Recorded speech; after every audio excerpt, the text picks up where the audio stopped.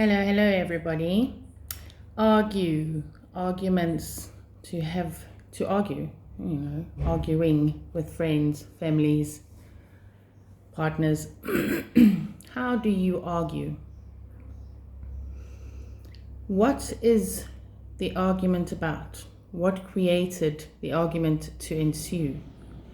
What is the point of the argument? What is the point of most things, really? But there is a point. So before I get to the talk about the argument, right, is that, you might have heard these sayings out there, the universe, God, we're all here to do whatever bidding we're here to do, but we're here to create meaning. Ultimately, you have the universe, right? And we are universal beings. The universe works through us to create experiences. It, God, however you see the bigger picture, is creating experiences in a solid form.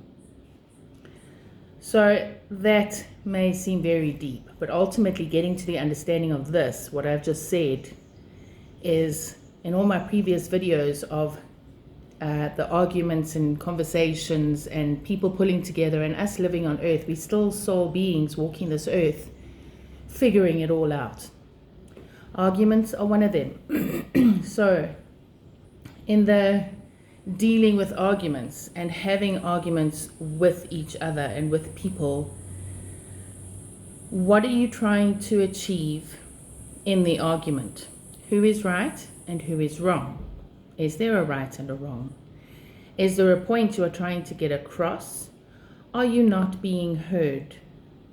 So the ultimate within an argument, if you can take it to a deeper level, is going, okay, what is this argument actually about? Where are we going with it? And is there a point to it? My daughter came in last night and she's 19, as 19 years old are. We're independent. I've got a job, got my life going. I can do this. But she's not ready. And in understanding this and knowing it, she still tries. It's like my 6-year-old. He's in grade R, grade naught, the end of preschool. Like your grade naughts, grade 7s, matriculants. They all feel like they've got this. We know what we want from life, and we know where we're going, and we are in charge of what is, right? And many of us adults feel like we've got it worked out. We know what's happening and we know what we want. But do we really? However, that doesn't stop the arguments. That doesn't stop the point of what we're trying to achieve or our messages that we are trying to get across. But what can happen is taking your reactions and your feelings to a deeper level of understanding and working out what emotion am I feeling right now. It goes back to the emotional talk. At the same time, you still have to argue and get your point across, or get to a point of closure or a point of understanding in the moment of why there is a disagreement, why the dynamics are so, is it unharmonious or disharmonious? I'm not entirely sure of the English there, but it's not in harmony. Right? So that means we're not understanding each other. We're missing each other. Some people have outgrown each other. Right? So arguments happen and you move on to different planes. None of us are traveling the same journey. We're all journeying our own journey. However, going back to argument is in taking responsibility for your part in the argument. What message are you trying to get across in that moment within the dynamic that is going on? How much compassion is happening? That does not mean the other person is right and you need to sit back and say, well, let them have their own way. No, my whole point with Live Smart Foundational Development is that everybody does have a voice. We do have a journey to travel. We do have something to share and something of ourselves to give to create the whole bigger picture of life that we are living here on earth and what we are trying to create or achieve, or the meaning we are trying to bring, or the point we come here for, all right? And the experience that we're here to experience and help others to experience and get to where we're going in this weave of journey that we are actually traveling. So Arguing can be quite an intense subject on its own, because generally old school thinking in my way was the parents speak, you don't actually have a voice. I brought my children up differently to teach them that they do have a voice. But this now brings in a completely different dynamic, because now their voice needs to come through in an authentic fashion, as authentically as they can. But children growing up can be quite trying when you allow them their voice, right? So you need to understand again, where are they coming from? You've got to listen to the words, you've got to listen to the body language, you've got to listen to the emotion that is being brought up. My 6-year-old last night tried desperately to prove his point. He wanted to watch his Spider-Man movie right to the end. But now it got to 8 o'clock and we still hadn't gotten to the end. It is bedtime. He has to carry it on. Thankfully, it's a downloaded version. And he can carry on watching it tomorrow, which we've done in the past. And he knows this. But of course, he got it in his mind that he's now going to get to the end of this and he's going to fight his case. I'm going to finish this movie. And of course, mom and dad were like, it's bedtime, you'll watch it tomorrow. So we stood our ground and he fell apart. Granted, he's also going through a growth spurt. He's going through the end of grade R. He's going into grade 1 next year. This is big for him. New school, new friends, new environment. What am I looking forward to? Oh my goodness, big school. You know, a whole new journey in the morning to travel. He loves his drive in the morning, knowing the houses, knowing where we've borrowed plants from the gardens. We have a little talk and a journey in the morning. That's going to now change. His poor little world is in upheaval. So his argument coming across isn't the words exactly coming out about finishing Spider-Man. There's this big overwhelm going on. And the same with my 19-year-old.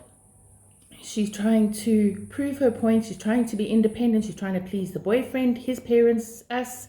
Spend time here, spend time there, catch up with whatever is going on online, Instagram. They're binge watching these series stories. You know, and technology, the technology that they're using compared to the technology that we are developing with is very different. So the dynamics are incredible. Plus there's washing dishes, housework and everything else to actually still achieve, tidy your room, vacuum the house, be a part of the family. Don't want to be a part of the family because I'm now grown up and I'm independent, but actually I can't live in my own house yet. So I have to live here. It's just all hard. So the dynamics in an argument, and it will be the same at work. Your colleagues are going through whatever, acquaintances are going through whatever, your boss is going through whatever, jobs need to be done, deadlines need to be met, your desk needs to be tidied, whatever else that is actually going on, it all needs to be updated and in place. And while all of this is happening, we must, Kung Fu Panda, find our inner peace. Ultimately, the inner peace is the end goal. But how do you do that? How do you do that in the face of adversity, in the face of all the chaos, in the face of all these dynamics that we're trying to deal with? So I understand this. I am working through a lot of things. I'm learning all sorts of things of our connections and how we all work together myself still. And I guess it's learning is a never ending. But arguing can upgrade. Arguing can be changed if there is somebody in a space that can actually find a calm and bring it down to earth and say, right, where are we all at? What is the actual point of this argument? And then what are we all going to do? So I know in corporate styles, things are quite different. And it's not really about your personal life and where it should be. Personal life comes into it. And yes, when you go home, you don't take your work home with. But unfortunately, it's all part of you. It's interlinked. The connections are there. The tendrils are out there. We need to be able to come home and say, yo, I had a really, really tough day. Excuse my mood. Excuse how I'm feeling. This has happened. And maybe somebody in the family will say, okay, right, let's sit down. When we have dinner at the table, we'll all have a turn to talk about what we've done at work. Now we have an understanding about you. Let's put that aside now because you can. And let's be a family and do what families do, if you can do that. Our dynamic, my own dynamic, is incredibly difficult that way. And it has been for many, many years. I haven't had a very stable foundation where my children and me can sit at tables, and we've been moving house a lot. It's been quite a nomadic world that we've lived in, and so it's not always easy to keep and teach and show that you can still get your emotions under control. The one thing you can change, and all the change that will never stop changing, is yourself. with all the changes going on, you are in control of learning how you manage your emotions, understand your emotions, come to find the inspiration to learn about the emotions, and see how you can travel this journey going forward, understanding, why am I going through this? What is this all about? What is that all about? How do we actually build the bridges and the dynamics of those foundations between all the different relationships that we are living, and being authentic and as real as we possibly can within ourselves for our journey going forward. Ultimately, what I mentioned at the beginning of this video about learning how it all ties into the universe's connection, or the universe experiencing through us, God experiencing through us. Our experiences are the end goal. However, they're still going somewhere where we all eventually get home, whatever home means to anyone else out there. It can go that much deeper. So yes, as much as I don't want to make it about a spiritual journey until we can discuss what spiritual really and truly means, because it's a big topic, working through our emotions, working through our arguments, working through all our journeys in life, finding understanding and walking hand in hand together, we can actually find a better way of actually living together in forward thinking, forward movement, and creating a better life together. So Live Smart Foundational Development is here. Please do email me your scenarios. Let's find a way to get together, person to person, group to group, and try and find understandings going forward to actually correct the path, in the sense of step onto a path going forward, in how to understand better what is actually happening, where we've come from to where we are going. Ultimately, I want to go, it's all about forward movement, moving on, carry on going.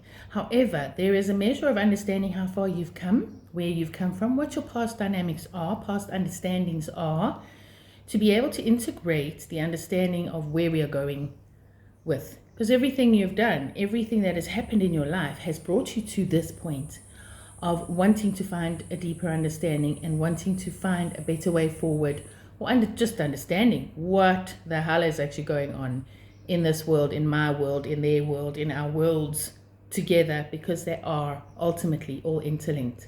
There's not 8.5 billion of us on this planet to be operating alone. We're not here alone. We're not doing it alone.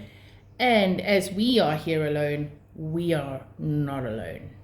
Okay, so that's where I'll leave it for now. livesmartfd@gmail.com. Communicate with me, please, and let's see where we can take our journeys together.